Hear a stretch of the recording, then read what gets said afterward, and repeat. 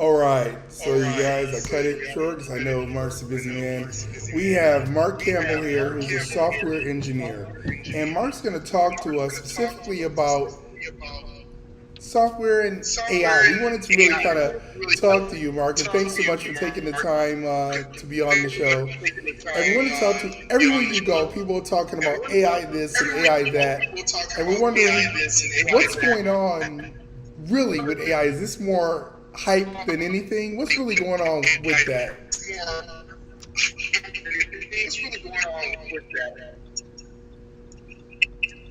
I, look, it's a fact.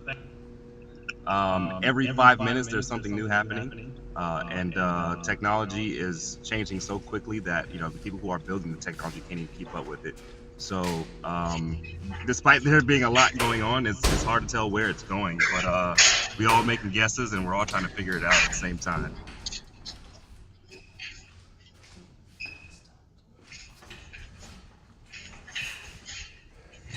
Sorry, Mark, can Hear you, me? can you hear me there? I might get a little feedback.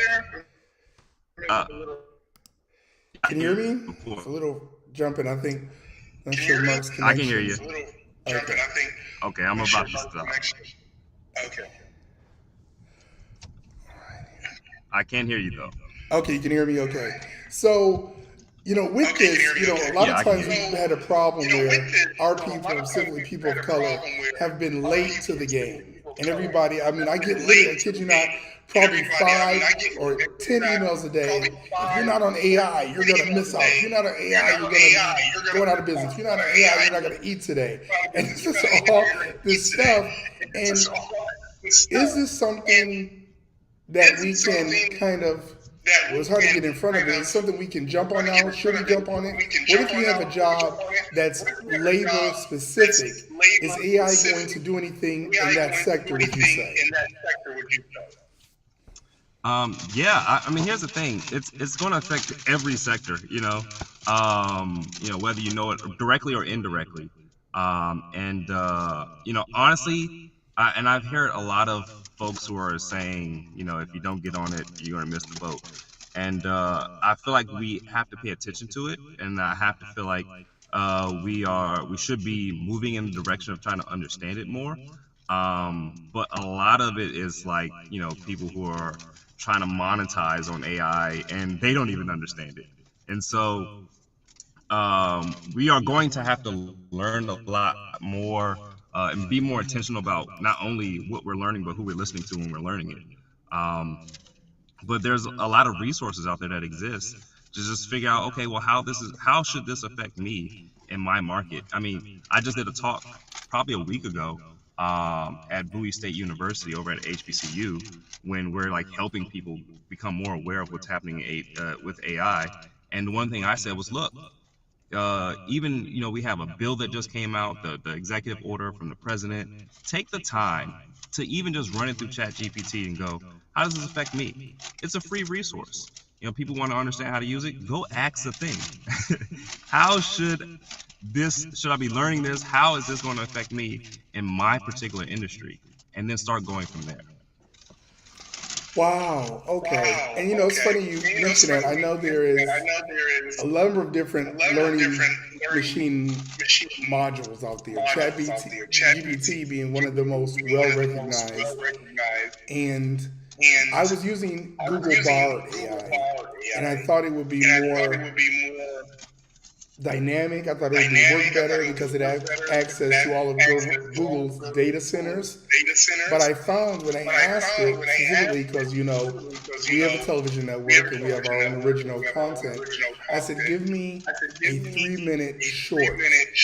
This is the, protagonist, this is the antagonist, this is the story.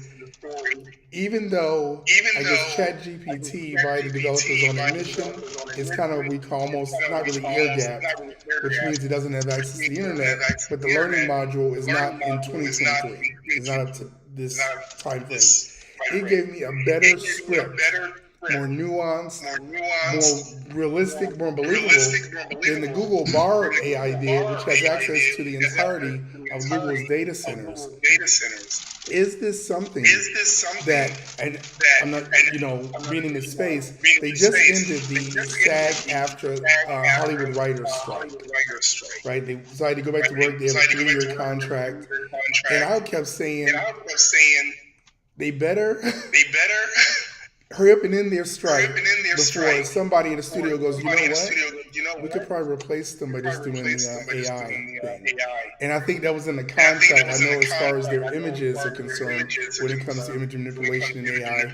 But is this something you see? Because now I did see a study, and it's run here, where they were using, I think specifically the, should I call it the kernel or the core for a chat GPT, and they were using that AI to actually do a more, I want to say it was, what did they say? A more definitive forecasting for medical studies or medical treatment. There we go. So what happens, they take a patient, they say these are the pre-existing conditions, what would be the outcome? What would be the best favorable outcome with medication, surgical intervention, things like that? And the AI model gave them something that was probably almost, not maybe 180 degrees, but maybe 140 degrees from what the clinician or the doctor would have prescribed, that said this is going to be a better outcome than what you're doing, which is great.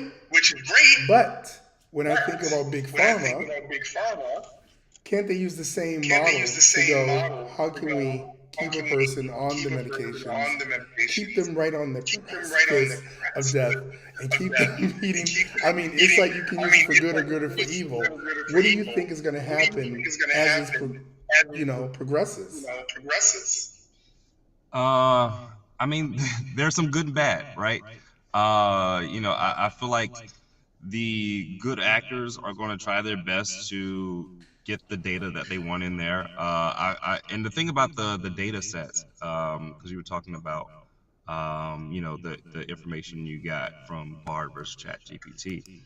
The thing about that is the information you got was based on what you provided, and based on how you instruct the data, they know what to look for based on your instructions. And a lot of times people don't understand, how do I instruct the machine in order for me to get the best information out of the machine?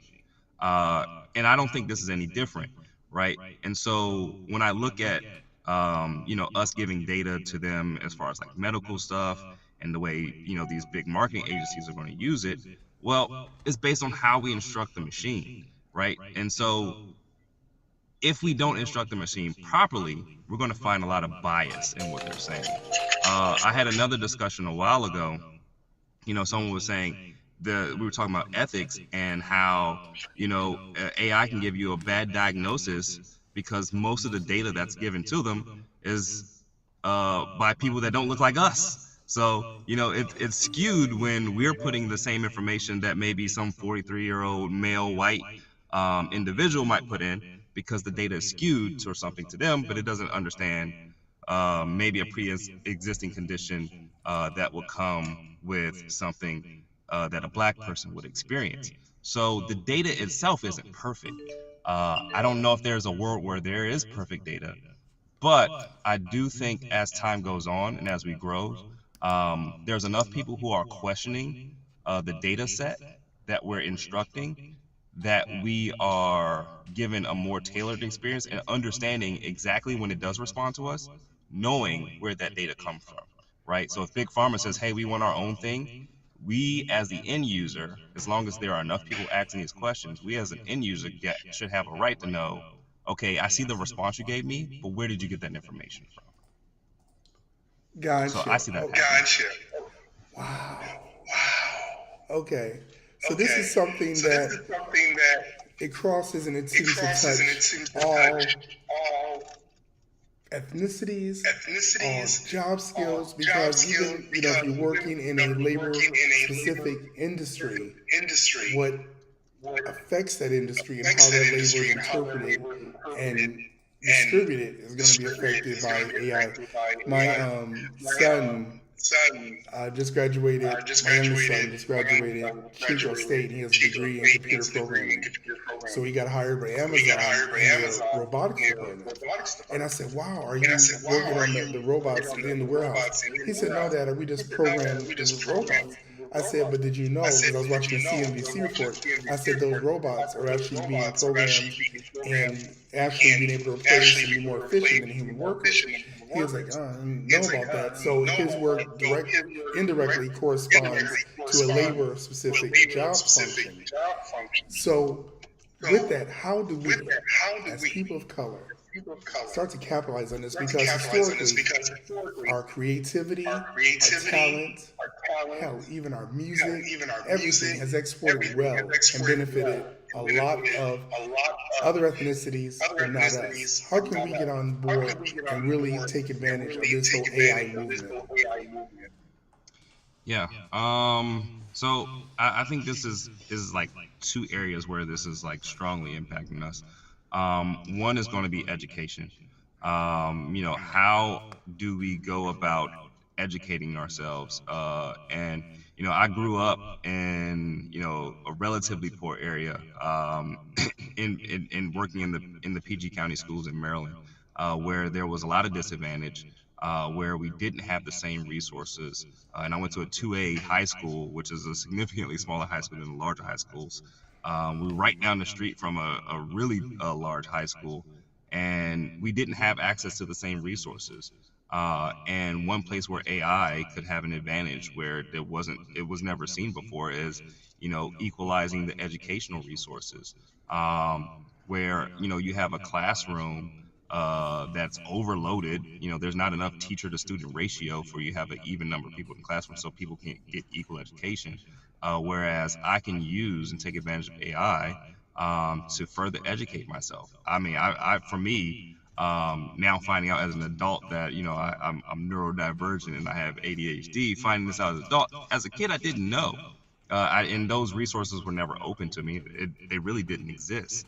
And so today I'm like, okay, I can figure out how to use these tools, to where there are people in my classroom who have an advantage and they don't have to deal with that. To me going, okay, I can use a chatbot to kind of help break down a lesson to me that I couldn't get broken down to me before. And so for us as people of color who are in these environments, we can use AI to kind of equal the playing field as making sure that we're educating ourselves. Um, and that's whether or not we're at school or at home. I mean, these things exist and they're free. So it's like I don't have to. I can get this machine that has the information of the world on it, and I can get college level lessons taught to me at my level. I'm an engineer today, and I work as an engineer, but I'm a self-taught developer. I've worked for the NGA, the DoD, Coca-Cola, Pfizer, P&G. So I've had to build these tools for these very large organizations, and I've went through teaching myself engineering, and I've tell people all the time that guys that I mentor, I'm like, look, if I had to do it today, I would be a beast very quickly because the limited resources I had to do it with. I mean, I had to go find PDFs, and I had to go to Barnes and Noble when that was a thing and people still went to bookstores, and I would read books from end to end and go build things and hoping someone would hire me. But I'm like, these resources that you have today, I have a young kid that I'm mentoring right now. He's been doing like these AI lessons that I've been giving him and telling him to go with these free resources I've been pointing him to. And now he's like, all right, I think I want to go get a job as a software engineer. I'm like, dude, you've been doing this for 4 months. That's insane. Um, like that's the world we live in today. So on one end, yes, we have to change how we're educating ourselves. On the other end, now that we've kind of figured out how we're going to be smart about educating ourselves, we have to put ourselves in these rooms in whatever capacity that we're going to be in this. We have to see ourselves in these rooms, where people like ourselves are not breaking in. And so we have to be involved in the space. and not just in the space of trying to monetize on people who want to learn about AI. Let's actually be in the space. Let's actually be builders in the space, building these resources, building these tools, and helping others break into building resources and building the tools. And I think is if there's a face there, there's an opportunity. Wow. Okay. So you mentioned that was so funny. He's got 4 months worth of education. He's like, I'm gonna go be a software engineer. Right. So with that, with the way this is going, and asking for a friend, is this possible to go and kind of get the free AI interfaces, maybe do some studying and stuff like that, and be a viable, you know, I wouldn't say an engineer, but a viable candidate for employer, eligibility to be work in this space. I mean, are you saying it doesn't take years of study that a person right now using and studying what's available free can do something to where they can actually, what's this word? Prompt engineering. This was a position that I don't think existed 2 years ago. And now all of a sudden I was looking at the starting rate and it was over $100,000. And I asked my son, I said, are you a prompt engineer? He says, no, Dad, I do computer programming.